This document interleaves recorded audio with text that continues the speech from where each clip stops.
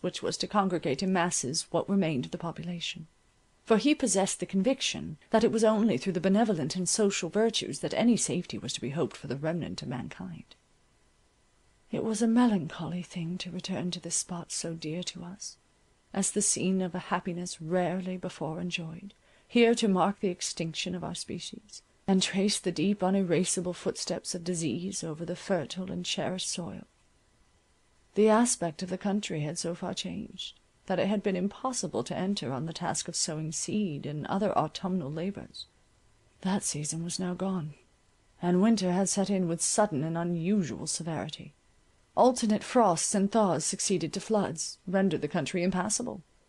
Heavy falls of snow gave an arctic appearance to the scenery. The roofs of the houses peeped from the white mass. The lowly cot and stately mansion, alike deserted, were blocked up, their thresholds uncleared.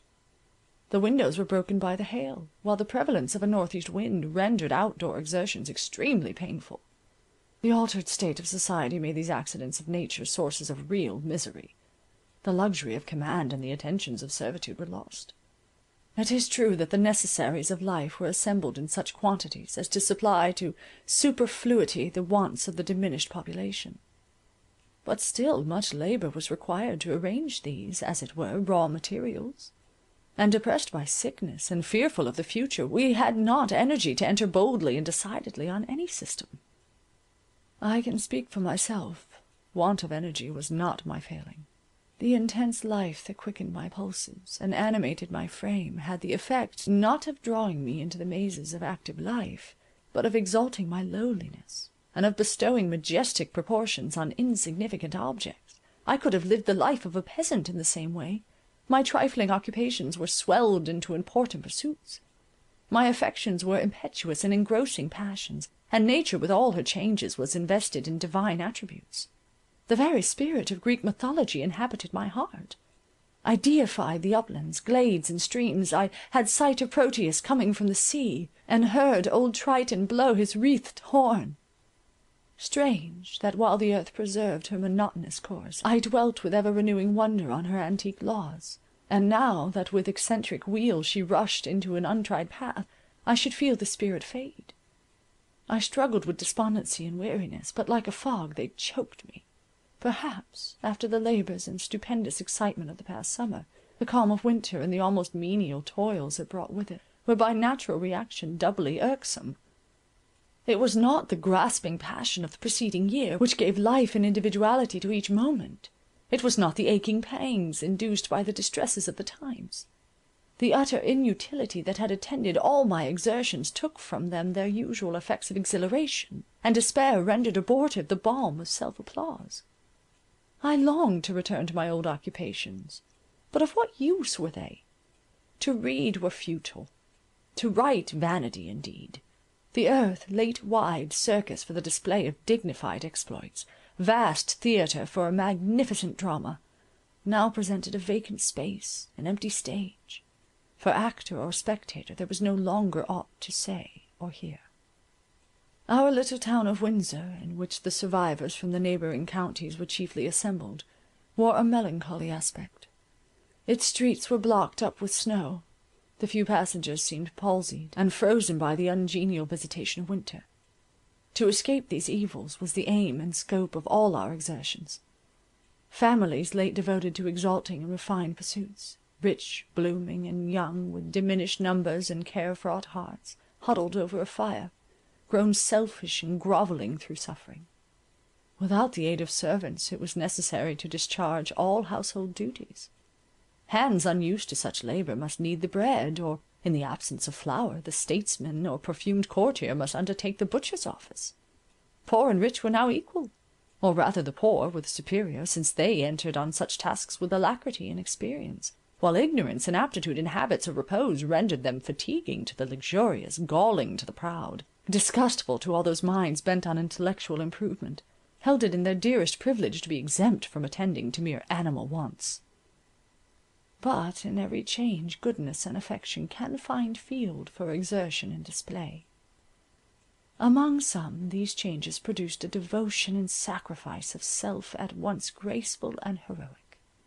It was a sight for the lovers of the human race to enjoy, to behold, as in ancient times, the patriarchal modes in which the variety of kindred and friendship fulfilled their duteous and kindly offices. Youths, nobles of the land, performed for the sake of mother or sister the services of menials with amiable cheerfulness. They went to the river to break the ice and draw water. They assembled on foraging expeditions, or, axe in hand, felled the trees for fuel.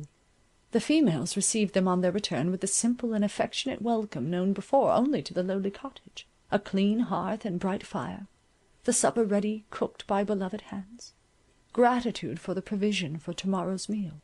Strange enjoyments for the high-born English, yet they were now their sole, hard-earned, and dearly prized luxuries. None was more conspicuous for this graceful submission to circumstances, noble humility, and ingenious fancy to adorn such acts with romantic colouring, than our own Clara. She saw my despondency, and the aching cares of Idris. Her perpetual study was to relieve us from labour and to spread ease and even elegance over our altered mode of life. We still had some attendants spared by disease, and warmly attached to us, but Clara was jealous of their services. She would be sole handmaid of Idris, sole minister to the wants of her little cousins. Nothing gave her so much pleasure as our employing her in this way. She went beyond our desires, earnest, diligent, and unwearied. Abra was ready ere we called her name, and though we called another, Abra came. It was my task each day to visit the various families assembled in our town, and when the weather permitted, I was glad to prolong my ride, and to muse in solitude over every changeful appearance of our destiny, endeavouring to gather lessons for the future from the experience of the past. The impatience with which, while in society, the ills that afflicted my species inspired me, were softened by loneliness, when individual suffering was merged in the general calamity, strange to say, less afflicting to contemplate. Thus, often pushing my way with difficulty through the narrow snow-blocked town, I crossed the bridge and passed through Eton. No youthful congregation of gallant-hearted boys thronged the portal of the college. Sad silence pervaded the busy schoolroom and noisy playground. I extended my ride towards Salt Hill, on every side impeded by the snow. Were those the fertile fields I loved? Was that the interchange of gentle upland and cultivated dale once covered with waving corn, diversified by stately trees, watered by the meandering Thames? One street of white covered it, while bitter recollection told me that cold as the winter-clothed earth were the hearts of the inhabitants. I met troops of horses, herds of cattle, flocks of sheep, wandering at will, here throwing down a hayrick and nestling from cold in its heart, which afforded them shelter and food, their having taken possession of a vacant cottage. Once on a frosty day, pushed on by restless, unsatisfying reflections, I sought a favourite haunt, a little wood not far distant from Salt Hill. A bubbling spring prattles over stones on one side, and a plantation of a few elms and beeches hardly deserve, and yet continue the name of wood. This spot had for me peculiar charms. It had been a favourite resort of Adrian. It was secluded, and he often said that in boyhood his happiest hours were spent here. Having escaped the stately bondage of his mother, he sat on the rough-hewn steps that led to the spring, now reading a favourite book, now musing with speculation beyond his years, on the still unravelled skein of morals or metaphysics. A melancholy foreboding assured me that I should never see this place more. So, with careful thought, I noted each tree, every winding of the streamlet and irregularity of the soil, that I might better call up its idea in absence.